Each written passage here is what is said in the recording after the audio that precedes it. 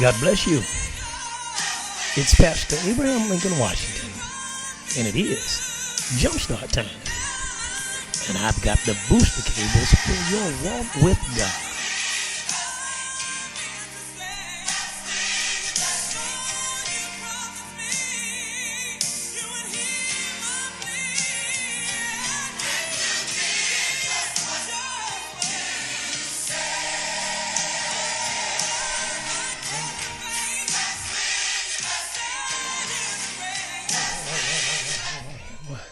Isn't that when the Lord blesses you? He blesses you just as soon as you do what he's asked you to do. And that's when you get your blessing. Well, this morning I want to thank God for an opportunity to encourage you. And I pray that you'll receive this word of encouragement. We are in 2025. And in this year, we believe God is ready to do whatever you need him to do. My question has been in 2025, will you do whatever it takes to get and to see the impossible become possible in your life? There's some things that only God can do. Only God can do. And this morning, I truly believe the Lord really helped me to prepare for what we're going to receive this morning.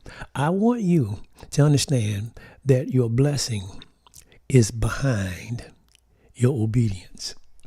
We're talking about the law of obedience and your blessing, your benefit, your miracle, your breakthrough, the strongholds being broken, destroyed, crushed, obliterated, never to be seen again. It's behind your obedience. See, when God spoke to the children of Israel and they were in Goshen, he said, I want you to get a lamb, a spotless lamb, and I want you to sacrifice that lamb, and I want you to eat all of it. And I want you to take the blood from the lamb and put it on the doorpost of your house. The death angel is going to come through the area tonight. But if you do what I'm telling you to do, death will pass over. And they obeyed. And a miracle took place. Death crushed their enemies, but it didn't touch them. It was right behind their obedience. God, they had been praying for years, 300 plus, to be delivered from a tyrant, Pharaoh himself. And God was ready to do it. He was getting ready to do what seemed impossible. And it was right behind their obedience.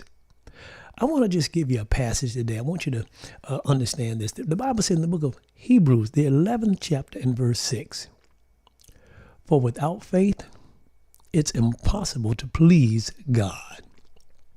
And if any man or any woman, if they're going to come to God, they must first believe that what God is and what God has said, this is what's got to go down.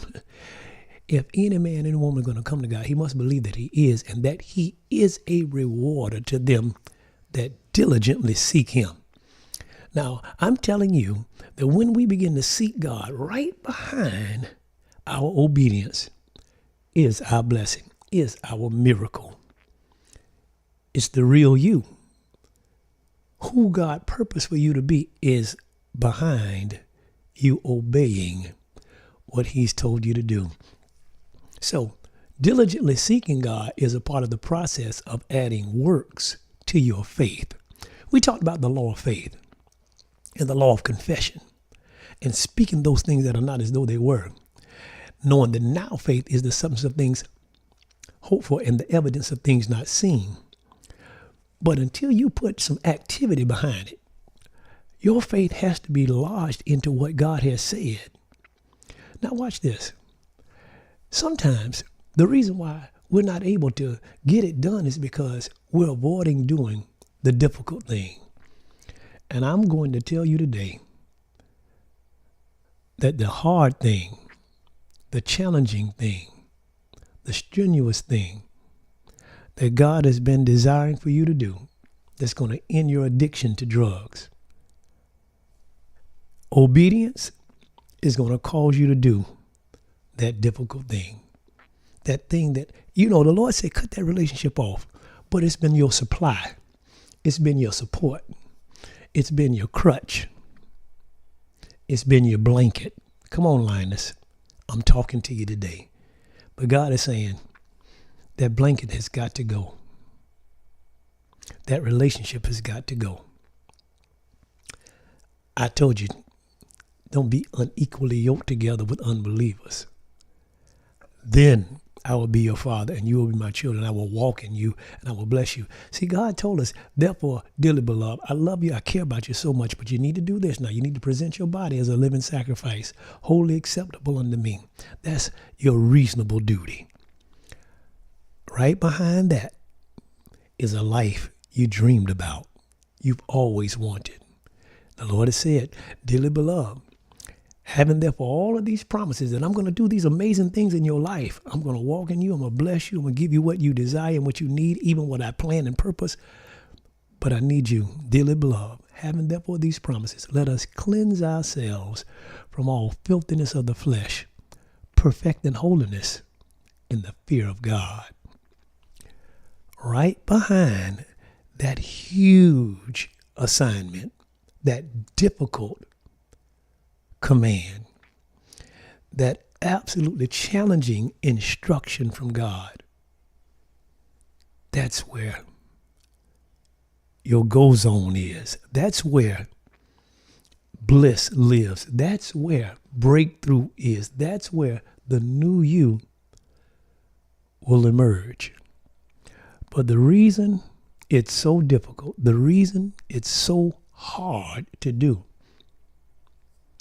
Now, some of you are not going to accept this and believe me, but I'm telling you this is the truth. In many cases, the reason it's so difficult is because Satan instilled and installed that into your life early on, knowing how devastating it was going to be, but also knowing how difficult it would be for you to ever get away from it. See, even when we were little, we were getting into character flaws that would plague us for a lifetime. I mean, there are plenty of people that are in their 40s and their 50s that still haven't gotten past temper tantrums because you just have to get what you want, and when you don't, you pitch a fit. And it's blocked your blessings. It's caused you to lose and throw away good jobs. It has cost you marriages. It's messed up your ability to be the parent God intended for you to be. It's just truth here. You never made obedience happen in a character area where it's required. And the enemy is whipping your behind in that area. Can I just be real? Can I just give it to you plain? Obedience will crush Satan in your life.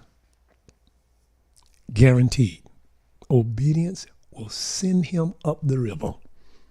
Obedience will dismiss him. Listen, when you're intertwined and humility is not a part of your life because pride and arrogance has ruled the day, when forgiveness is not even an option because you've been stuck on revenge and getting even, it's time to let obedience have a perfect work in your life. Because obedience is good for you. And the hardest thing to do is probably the best thing for you to do. That will give you the longest and the most enduring experience of bliss and joy that you've ever had. But it's right behind the law of obedience. So what's the area that God is calling you to right now? Maybe for some, it's launching out in ministry, but fear has kept you from doing it. It's time to obey God and crush the fear. It has torment. It's been tormenting you. Wait now, remember what I said. For without faith, it's impossible to please God.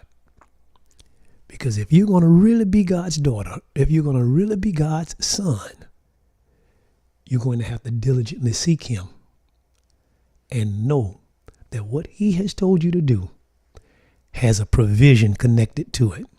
It's just right behind your obedience. And you'll see the miracle. You know why you haven't seen 30, 60, and 100-fold in your life? Well, you haven't obeyed God. Pay your tithes. You just haven't done it.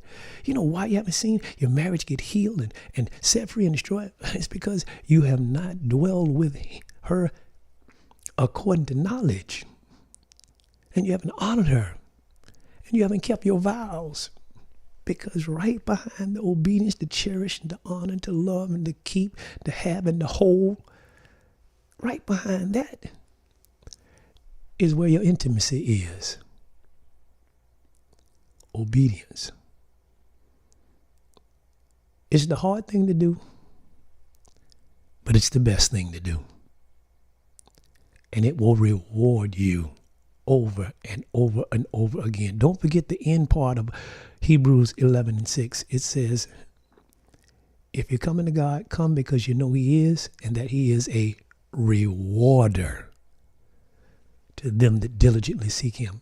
God in 2025 is ready to do whatever you need him to do.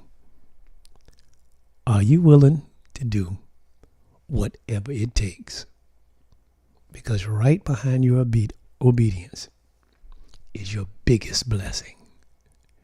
This is Pastor Abraham Lincoln Washington of Legacy Ministries.